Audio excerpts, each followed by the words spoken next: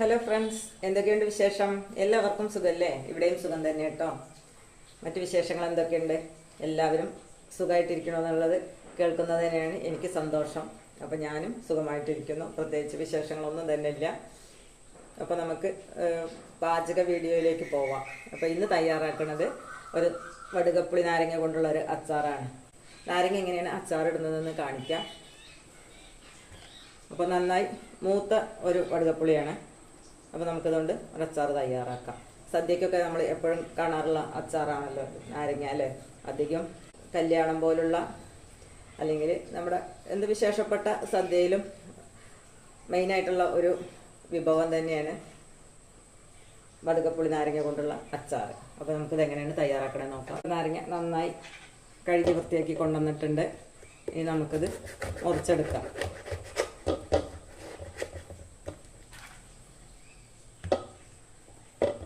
തോല് ചെത്തിയിട്ടും ചെത്താതെയൊക്കെ ഉപ്പിലിടാം. ഞാൻ ഏതായാലും ഇത് ചെത്താതെയാണ് ഉപ്പിലിടുന്നത്. നമുക്ക് ചെറുതായി മുറിച്ചെടുക്കാം.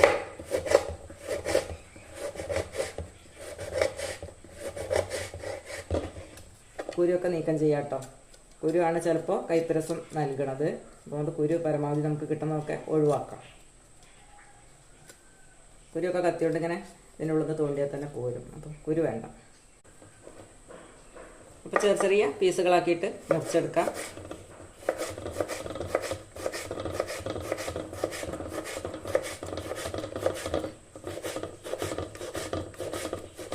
സദ്യയിൽ ഏറ്റവും പ്രധാനപ്പെട്ട ഒരു വിഭവം തന്നെയാണ് കേട്ടോ വടുകപ്പുളി നാരങ്ങ അച്ചാറ്.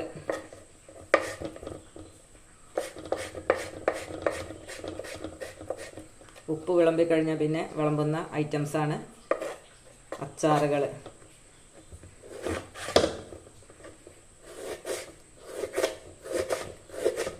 നമുക്കിത് ഏറ്റവും ടേസ്റ്റി ആയിട്ട് തന്നെ എങ്ങനെ അച്ചാറാക്കാമെന്ന് നോക്കാം. എല്ലാം ഇങ്ങനെ ചെറിയ ചെറിയ പീസുകളാക്കിയിട്ട് മുറിച്ചെടുക്കാം.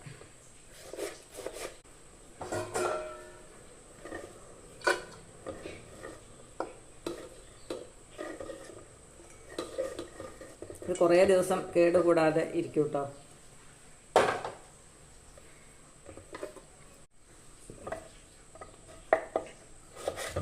അപ്പോൾ എൻ്റെ ചാനൽ നിങ്ങൾക്ക് ഇഷ്ടപ്പെട്ടാൽ സബ്സ്ക്രൈബ് ചെയ്യണം, ഷെയർ ചെയ്യണം, കമൻറ്റ് ചെയ്യണം. നിങ്ങളുടെ അഭിപ്രായങ്ങളൊക്കെ കമൻ്റായിട്ട് രേഖപ്പെടുത്തും കേട്ടോ.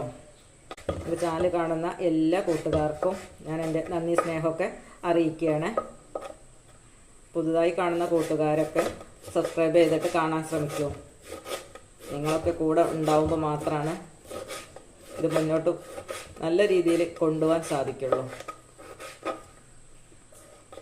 അപ്പോൾ എല്ലാവരും സപ്പോർട്ട് ചെയ്യുമെന്ന പ്രതീക്ഷയോട് കൂടിയിട്ട് നമുക്ക് വീഡിയോ മുന്നോട്ട് പോവാം.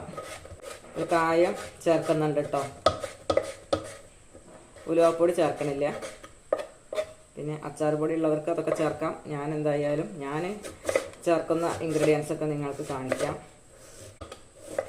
എല്ലാവരും ഒരുപോലെ ഒന്നും ആവില്ല അല്ലേ കുക്ക് ചെയ്യുക. പലരുടെയും പാചക രീതികൾ പല വിധത്തിലാവും.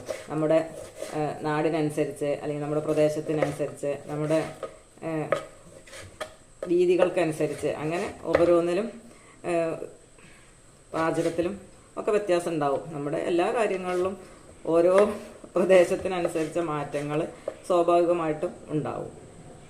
അപ്പോൾ നമ്മൾ നാരങ്ങയെല്ലാം ചെറിയ പീസുകളാക്കിയിട്ട് മുറിച്ചെടുത്തിട്ടുണ്ട്. ഇനി ഇതിലേക്ക് നമുക്ക് 1-2 പച്ചമുളകും കൂടെ ചേർക്കാം.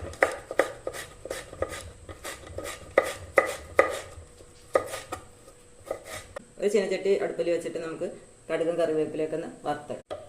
നമുക്ക് ഈ പച്ചമുളകും കൂടെ നാരങ്ങയിൽ ചേർത്ത് വെക്കാം.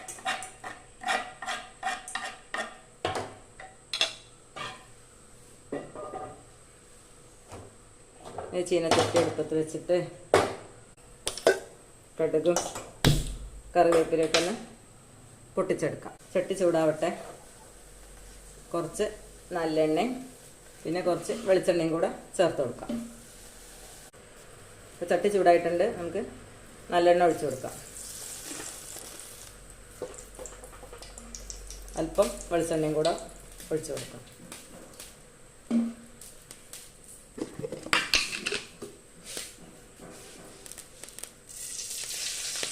കടുകിട്ട് കൊടുത്തു.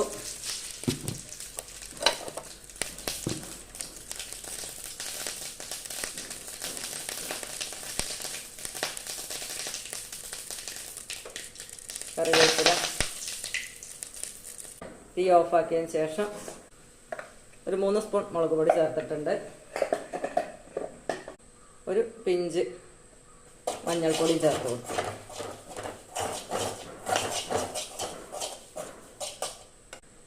അല്പം വിനാഗിരി ചേർത്ത് കൊടുക്കാം.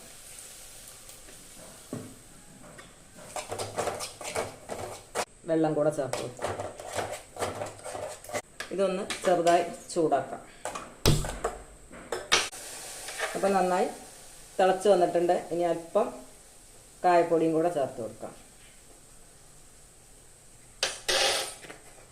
ഒന്ന് തണുക്കട്ടെ. അതിനുശേഷം നമുക്ക് നാരങ്ങ ഇതിലിട്ട് ഇളക്കി കൊടുക്കാം. തണുത്തതിന് ശേഷം ഇളക്കാൻ പാടുള്ളൂ. അപ്പോൾ നമുക്ക് തണുക്കാൻ വേണ്ടിയിട്ട് വെയിറ്റ് ചെയ്യാം.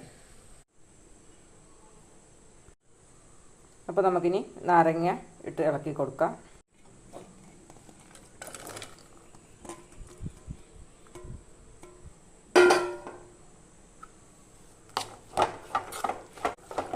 നന്നായി ഇളക്കി യോജിപ്പിക്കുക. ആവശ്യത്തിനുള്ള ഉപ്പും കൂടെ ചേർത്ത് കൊടുക്കുക.